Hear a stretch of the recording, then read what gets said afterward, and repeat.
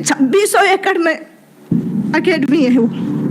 तो पूरी अकेडमी में संत रामपाल जी महाराज की दया से मेरे बेटे के पोस्टर लगे हुए थे।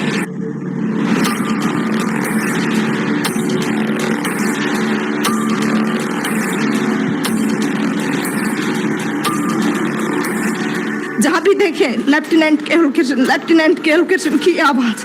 सर पूछो मत, मेरे भगत जी वहां पे रोने लग गए। ये मालिक, बहुत ही सड़क चाप की ऐसी किस्मत जो आपने ऐसा बना दिया हमें। 3 दिन तक बस सिर्फ जिधर भी देखे माइक में एक ही एक आवाज आई, लेफ्टिनेंट केवल कृष्ण। जैसे ही उसको राष्ट्रीय गोल्ड मेडल उसके कंधे पे लगा, मेरे भगत जी से रुका नहीं गया। वो 2500 बंदों में इतनी जोर जोर से रोने लग गए कि मालिक, हमने लोगों ने तो आत्महत्या करने की सोच ली थी, क्या किस्मत बना दिया आपने। नमस्कार बहन जी। सतसाहेब जी। क्या नाम है बहन जी आपका? जी मेरा नाम रामकला है, दुगेड़ा गांव, तहसील भैरोड, डिस्ट्रिक्ट अलवर, राजस्थान। संत रामपाल जी महाराज की शरण में आने से पहले आप क्या भक्ति साधना करते थे? जी मैं तो दुर्गा माँ की पूजा करती थी। मेरे हस्बैंड मेहंदीपुर, सालासर, श्याम जी के और ये जो सावन में कावड़ वगैरह लेके आते हैं, ये सब लेके आते थे। सुबह 4 बजे उठते, बच्चों को उठाते और फिर वो मंदिर में शिव पे जल चढ़ा के आते थे। बहन जी, जैसा कि आपने बताया कि आप दुर्गा देवी की पूजा करते थे तथा आपके पति सालासर जाते थे तथा विभिन्न मंदिरों में जाते थे, तो इन सभी भक्ति साधनाओं को करते करते आपको क्या लाभ प्राप्त हुए? सर उससे मुझे कोई लाभ नहीं हुआ सिवा हानि के। जैसे वो सभी देवी देवताओं की पूजा करते थे, शिव को जल चढ़ाते थे, उसके बाद भी उनका एक्सीडेंट हो गया, और एक्सीडेंट भी बहुत बुरा कि उनकी याददाश्त, मेमोरी सब कुछ चला गया उस दौरान। फिर किसी पंडित जी ने बताया उनको कि भाई तुम लोग इनको जो बजरंगबली है ना, इनको मंगलवार और शनिवार को सिंदूर लगा के आया करो। तो हमारे पास में सिटी है भैरोड, वो लोग वहां पे जाते सिंदूर लेके और तेल और सिंदूर मिला के उसको पूरे को लेप करके आते ऐसे। फिर भी उनको कोई लाभ नहीं हुआ, याददाश्त चली गई उनकी, बोलते नहीं थे। सिर्फ इतना बोलते थे कि मैं और मेरे दोनों बच्चे उसकी भाषा को समझ सकते थे, बाकी कोई नहीं। अनजान लोग तो उनको शराबी बोलते थे, हालांकि उसने कभी नशा नहीं किया। तो सर उनके एक्सीडेंट के बाद हमारे कमाने वाला कोई था नहीं और कंडीशन बहुत खराब हो गई थी। 1.5 साल तक हम लोग जयपुर SMS के चक्कर काटते रहे। डॉक्टरों ने कहा कि भाई इनकी याददाश्त आ भी सकती है, नहीं भी आएगी। हमने कहा चलो छोड़, भगवान जो करता है जो अच्छा ही करता है। फिर क्या हुआ कि हालत इतनी खराब हो गई, जो भी थोड़ा बहुत पैसा था हमारे पास, जमीन जायदाद है नहीं, वो उनकी बीमारी में लग गई। बच्चों को पढ़ाने के लिए हमारे पास कुछ था नहीं, सरकारी स्कूल में बच्चे जाते थे। हमें एक तरह से सड़क पर आ गए थे, हमारे पास खाने पीने के लिए कुछ भी नहीं था। जैसे तैसे करके हम लोग अपना काम चलाते थे। बहुत बुरी कंडीशन हो गई थी, किसी से उधार मांगते कोई देता भी नहीं था। सब लोग बोलते थे कहाँ से देगा, ये तो पागल हो गया, मेंटल हो गया। और हकीकत में मेंटल हो गया था वो, क्योंकि याददाश्त चली गई थी उनकी। डॉक्टरों ने मना कर दिया था कि नहीं बोलेगा ये। फिर उसके बाद एक पंडित ने उसको बताया कि इसको कुत्ता और खाएगा। हकीकत में ऐसा ही हुआ, कुत्ता भी खा गया उसको। तो मैं उस पंडित के पास दोबारा गई। उससे पहले मैं पंडित लोगों को नहीं मानती थी। दुर्गा को तो मैंने उसी दिन छोड़ दिया था जिस दिन उसका एक्सीडेंट हुआ था। अगर माँ होती कहीं पे, दुर्गा माँ होती, तो इनका एक्सीडेंट नहीं होता आज, और वो भी मैंने नवरात्रा कर रखे हैं उस दौरान। फिर क्या हुआ, पंडित ने कहा कि भाई इस पे 7.5 की दशा है शनि की, आप लोग ऐसा करो कि इसको गुलाल लगाओ बजरंगबली को। मैंने कहा ठीक है भाई लगाते हैं। उसके बाद वो गुलाल लगाने लग गए। करीब 6-7 महीने तक लगातार लगाया। फिर मैं पंडित के पास गई, मैंने कहा कि अब क्या है। उसने कहा कि आपकी 7.5 है। मैंने कहा कि कम से कम 7 तो बोल दे, 6 महीने तो हो गए हमें, ये जाएगी या नहीं। पर जब भी मैं उसके पास जाती वो 7.5 ही गाता रहता। संत रामपाल जी महाराज की शरण में आप कैसे आए? जी मेरे हस्बैंड जब बजरंगबली को गुलाल लगाने जाते थे तो उनको एक फरीदाबाद का कोई भगत जी मिला भैरोड में। उसने कहा कि आप ये क्या करते हो। तो मेरे हस्बैंड ने कहा भी मैं बजरंगबली को गुलाल लगाता हूँ, मेरे को पंडित लोगों ने बताया। उसने कहा इन सब के चक्कर छोड़ो, पंडित कोई सही नहीं बताता, आप एक काम करो मेरे गुरुजी से नाम ले लो। तो मेरे हस्बैंड ने कहा कि कौन है तुम्हारे गुरु। उसने कहा संत रामपाल जी महाराज, और वो फिलहाल करोथा कांड हुआ था, उस दौरान वो जेल में थे। थे। तो उसने कहा कि गुरुजी इस टाइम है नहीं, वो जेल में गए हुए। भगत जी ने कहा कि चलो मैं घर पे जाके और बच्चों की माँ से सलाह करके आपको बताऊंगा। सर जी, मैंने कभी गुरु देखा नहीं था और नहीं बनाया था और नहीं पता था गुरु के बारे में। हाँ, देवी देवताओं के बारे में तो पता था, पर मेरे दिमाग में हमेशा एक बात रहती थी कि ये भगवान 3 क्यों है, एक होना चाहिए। तो भगत जी, हमने उसके पास फोन किया, वो हमारे घर पे आए, उससे हमने पूछा तो उसने कहा कि भाई ये सुख देते हैं गुरुजी, वो सुख देते हैं। उससे पहले मुझे गुरु के महत्व का नहीं पता था, गुरु क्या होता है। तो सर उसने कहा कि संत रामपाल जी महाराज अभी है नहीं और आएंगे तब हम आपको नाम दिला देंगे। तो जैसे ही संत रामपाल जी महाराज आए, वो भगत जी हम लोगों को वहां पे लेके गया। उसके बाद जैसे ही हमने नाम लिया तो हम हर 15 दिन में सत्संग में जाने लगे। तो धीरे धीरे धीरे धीरे मालिक की, परमात्मा संत रामपाल जी महाराज की दया होने लगी हम लोगों पे। बहन जी, जैसा कि आपने बताया, आप देवी दुर्गा की पूजा करते थे, आपके पति सालासर जाते थे, आप विभिन्न मंदिरों में जाते थे, जिससे आपको कोई लाभ नहीं मिला। आपकी आर्थिक स्थिति बिगड़ गई तथा आप सड़क पर आ गए। तो संत रामपाल जी महाराज की शरण में आप कैसे आए? जी, जैसे ही सर हम संत रामपाल जी महाराज की शरण में गए, उसी दिन से हम लोगों को लाभ होने शुरू हो गए। मेरे हस्बैंड का एक्सीडेंट हुआ तो हमारी जिंदगी तो नरक हो ही गई थी, पर उसके बाद जैसे ही उन्होंने संत रामपाल जी महाराज से नाम दीक्षा ली, धीरे धीरे धीरे धीरे उनकी स्थिति सुधरती आ गई। आज उनकी आवाज भी बिल्कुल ठीक है।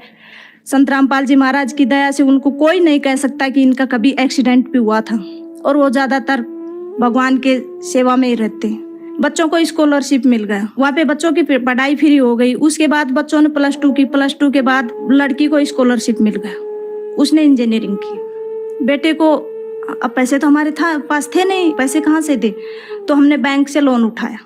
मालिक की दया, संत रामपाल जी महाराज की दया से हमारा लोन तुरंत क्लियर हो गया।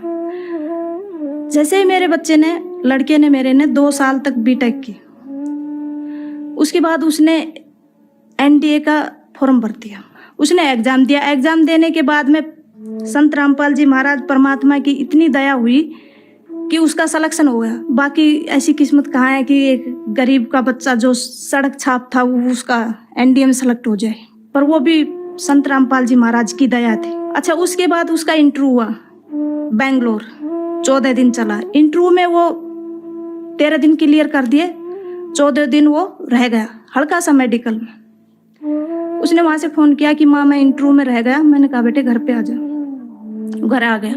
मैंने कहा कि तुम वहां पे जाओ, अपने परमात्मा के पास, संत रामपाल जी महाराज के पास जाओ। वो वहां पे गए तो मालिक ने कहा बेटा चिंता मत कर। तो उनका वो दिल्ली में मेडिकल क्लियर हो गया। फिर उसने कहा माँ अब क्या करूं? मैंने कहा बेटा फिर जाओ परमात्मा संत रामपाल जी महाराज के पास। बच्चे ने कहा कि गुरुजी मेरा ज्वाइनिंग लेटर, क्योंकि मैं सबसे पीछे रह गया, बाकी सब बच्चे चले गए। गुरुजी ने कहा बेटा तू घर जा।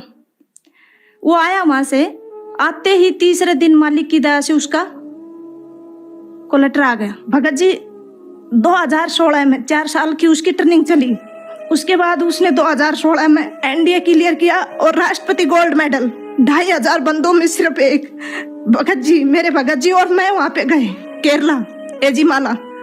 वहां पे जाने के बाद जैसे ही हमने देखे 2600 एकड़ में अकेडमी है वो, तो पूरी अकेडमी में संत रामपाल जी महाराज की दया से मेरे बेटे के पोस्टर लगे हुए थे। जहां भी देखे लेफ्टिनेंट केवल कृष्ण की आवाज। सर पूछो मत, मेरे भगत जी वहां पे रोने लग गए। मालिक कहाँ थी इस सड़क चाप की ऐसी किस्मत जो आज ने आपने ऐसा बना दिया हमें। 3 दिन तक बस सिर्फ जिधर भी देखे माइक में एक ही एक आवाज आई, लेफ्टिनेंट केवल कृष्ण। मैं और मेरे हस्बैंड बस सिर्फ और सिर्फ संत रामपाल जी महाराज को 3 दिन तक याद करके रोते रहे। जैसे ही उसको राष्ट्रपति गोल्ड मेडल उसके कंधे पे लगा, मेरे भगत जी से रुका नहीं गया। वो 2500 बंदों में इतनी जोर जोर से रोने लग गए कि मालिक हमने लोगों ने तो आत्महत्या करने की सोच ली थी, क्या किस्मत बना दी आपने। सर आज मैं मेरे गांव में सबसे ज्यादा खुश नसीब हूँ, क्योंकि मेरे साथ भगवान है, मेरे परमात्मा है। और शायद मैं ये कहूंगी कि मेरी झोली छोटी पड़ गई, परमात्मा ने मुझे इतना दे दिया। उम्मीद नहीं थी, नहीं मेरी किस्मत इतनी अच्छी नहीं थी कि भगवान मुझे इतना दे देगा। मालिक की दया से एक साइकिल नहीं थी, आज बंदी छोड़ सतगुरु रामपाल जी महाराज की दया से 3-3 गाड़ियां खड़ी हैं घर में, और इतना कर्जा हो गया था कि जिसकी कोई हद नहीं। आज एक भी कर्जा नहीं है। माली ने सब कुछ क्लियर कर दिया, और हमें ये नहीं पता किस तरह और कैसे कर दिया और कब कर दिया। सर, आज हम संत रामपाल जी महाराज की दया से बहुत सुखी हैं। घर में कोई कलह नहीं है। मालिक की दया सिर्फ और सिर्फ भक्ति है।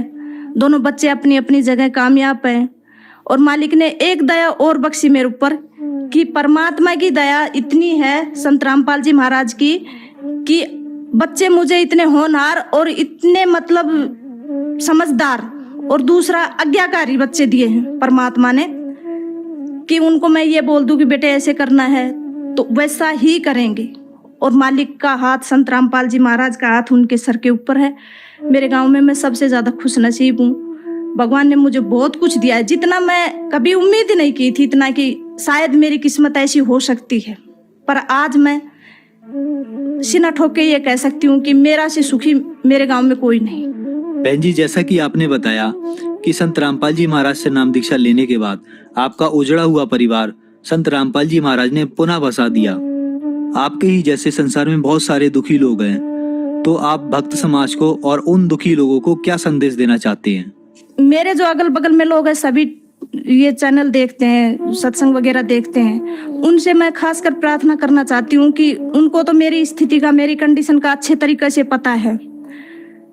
वो भी संत रामपाल जी महाराज की शरण में आए, इन दई देवताओं के चक्कर न काटे, क्योंकि ये दई देवता कुछ नहीं दे सकते। मैं तो चाहती हूँ कि वो संत रामपाल जी महाराज से नाम दीक्षा लेके मेरी तरह वो भी अपना उजाड़ा हुआ परिवार बसाएं और अपना मोक्ष करवाएं। बहन जी, संत रामपाल जी महाराज अभी जेल में हैं, तो कोई श्रद्धालु अगर संत रामपाल जी महाराज से नाम दीक्षा लेना चाहे तो वह कैसे नाम दीक्षा ले सकता है? सर, संत रामपाल जी महाराज की दया से विभिन्न चैनलों पे संत रामपाल जी महाराज का सत्संग चल रहा है, और उसके नीचे जो पट्टी चलती है उस पे फोन नंबर दिए गए हैं।